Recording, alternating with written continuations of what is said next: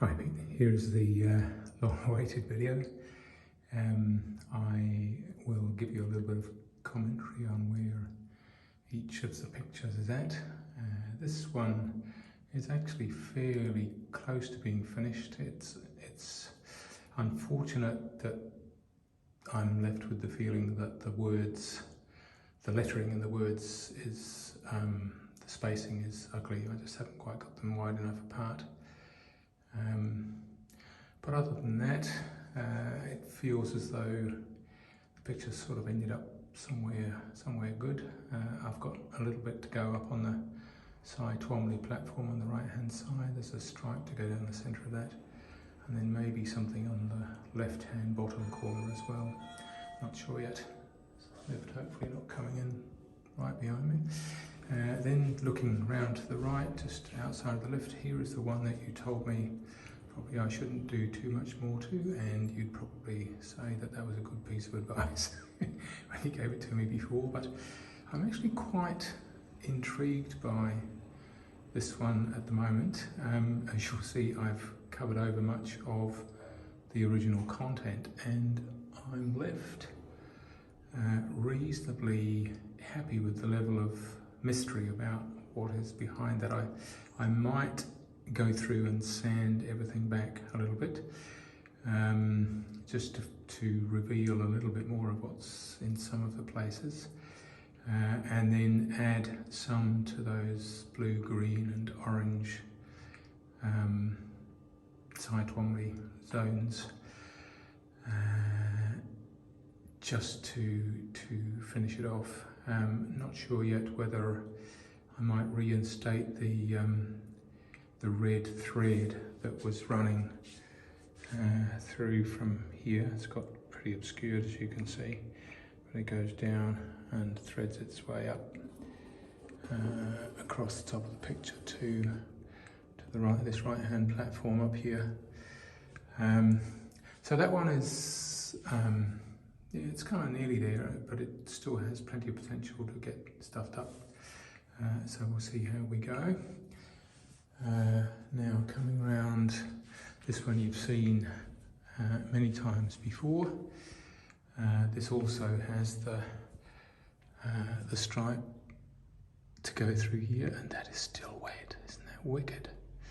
I might even have to scrape, which would be a bit of a shame, but I might have to scrape all of these bright shapes back, because whatever I've got in that medium has just done something strange, and it's literally 2 months old now and it's still wet. So I could be waiting forever for that to set off. So I might just have to scrape it all back and have another think about it. But it's the same sort of theme of landscape and interactions of self with landscape. Just coming around here to the left, this is one of the newest ones. I just kind of randomly started on this in a fit of enthusiasm 3 or 4 weeks ago, and as I probably said to you, I'm not happy with the complementary contrast that's there, so I'm trying to downplay that, but I still quite like the sense of the Juan Miro stick and the blobs that run out to the right.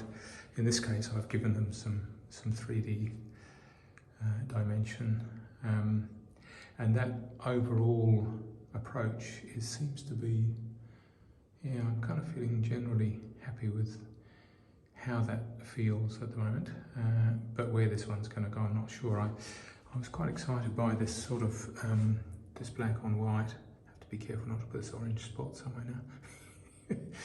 This black on white stuff, it looks quite a bit like a collection of fish eyes, and it's also got a little bit of a sense of Jackson Pollock about it, the kind of slightly angry energy of randomness that connects things up. And I've used that same sort of approach with my coverings on these other colours, and so I'm looking to do something similar with another couple of layers of probably mostly neutral grey sort of things, and then maybe go to those strong shapes that we talked about the other day at the cafe at the end. This one over here has taken a bit of a backward step. This last week, I think I said to you that I'd use this technique of the bone curates, backside of the bone curates, to give me some graffiti in wet paint. And overall, it's an approach that I'm pretty happy with. And I even tried out this stuff down here. I tried it out, blending it all together, and I had this kind of pretty neutral, pretty boring greenish grey colour resulted from it. But for whatever reason, the way that I put it on, and the medium and the area that I tried to cover, and my dots maybe weren't quite big enough, and my bone curate was not the big enough bone curate, and altogether I've ended up with the dots of the three complementary colours not the triad of colours not fusing properly, and so I've got this sort of pastel rainbow effect, which is completely unflattering. So there's definitely a bit more work to be done on that one.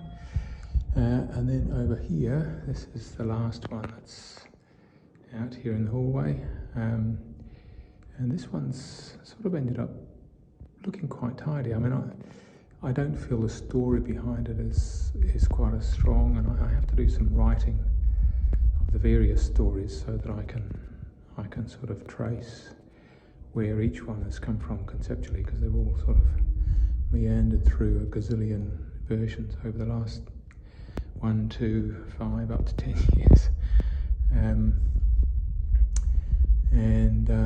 But this one, although conceptually it doesn't feel as strong to me,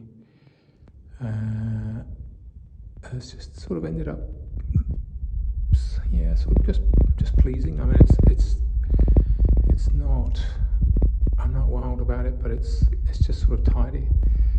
I feel at the moment as though this end, these two, I mean, I wanted the stick to be strong, but this thing here, again, I wanted to kind of anchor the end, but it's probably gone a little bit over the top in terms of intensity of colour. And likewise with these shadows, I just think they're probably a bit too strong. And then in contrast to that, the level of contrast in this funnel shape with the background is just not strong enough.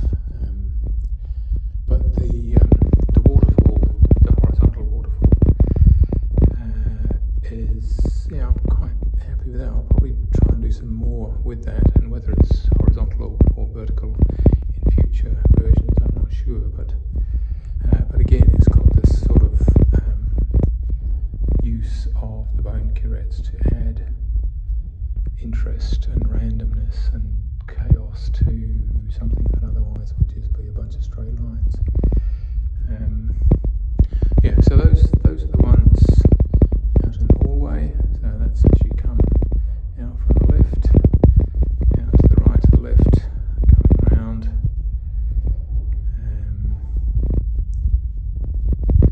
Yeah, so those are the ones that I've got out of the hall, and it has been just fantastic to have this space out here, because it's not just the space for drying and what it frees up inside the studio, but it also gives me a feeling of, you know, the ability to look at them in a different space, and like they're in an art gallery, I suppose. It's just really neat. I'm so happy that the neighbours haven't complained. Or, yeah, I suppose even to a certain extent they've given their blessings. I'm very fortunate. Now I'm going to stop this, and then I'll take you inside to the studio, and I'll show you a couple of other bits and pieces that I'm working on now.